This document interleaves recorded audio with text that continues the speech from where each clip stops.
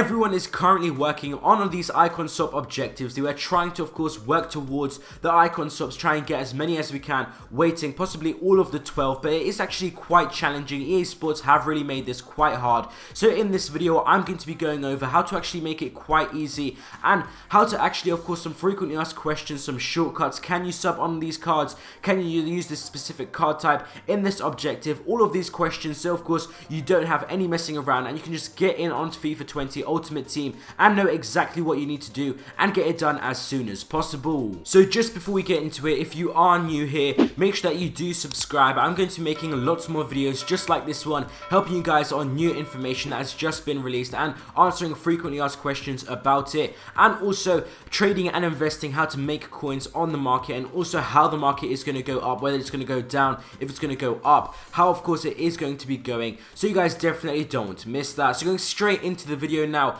as we can see here, icon swaps online. I have actually gone through some golden rivals, of course, for the overall rating of 83, and you do have to actually check that out. There are a few questions about this. It does say only gold players, but you can actually use, one to watch cards, and you can also use FUT champion player picks. I do believe the only card type you cannot use is going to be the icon versions, because you can also use SBC cards, player of the month cards, all sorts like that. You just cannot use icon cards. So of course that is definitely going to be some good information if you want to be completing this objective and you haven't done it already. And also of course, next one, Premier League here, you do need to win 3 rival matches, and this is for of course every single one league. If each separate league, you do need 7 first owner cards in one of those leagues, and it does say your starting squad, and that is actually very important. You can also use loan cards in this, so that is going to be very important, and it's going to be a useful thing as well. If you do have some loan cards left, it should help you a lot. Something else also I did find which is going to be extremely helpful is actually you can sub on cards. If you do check the objective,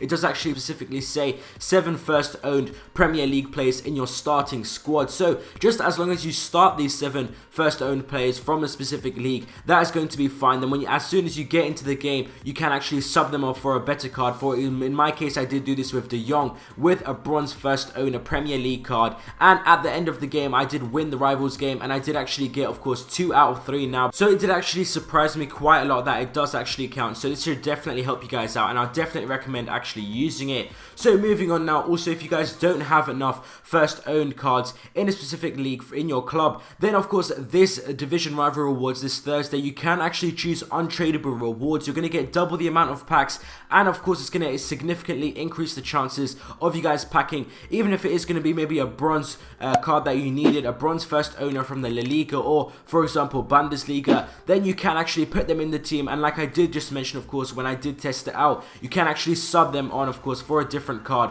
which should help you a lot, and this should definitely help. I think division rival rewards, definitely think about it. I think it will help quite a lot of us as well, because I do believe you might be missing 1 or 2 players from a specific league, because it is quite hard to actually have 7 cards that are first owner, because some of us might have been using them in SBCs and etc. So of course definitely think about that this Thursday when you are picking your division rival rewards. And also there are actually lots of difficult players. I would actually recommend this kind of like a tip. There are very difficult players, and it is actually very hard. You would be surprised. It's not as easy as you think to actually complete these objectives. It's not like last year where people would just casually go into it. This year we actually have a lot of people try-harding a lot. So definitely set up your custom tactics. Make sure your team is actually pretty solid. You do not want to be going with a full bronze team or have too many silver or non-rare gold players, weak players in your team, because you are going to be surprised. You are actually going to face very hard opposition. So you definitely need to be prepared, have all of your custom tactics, your formation,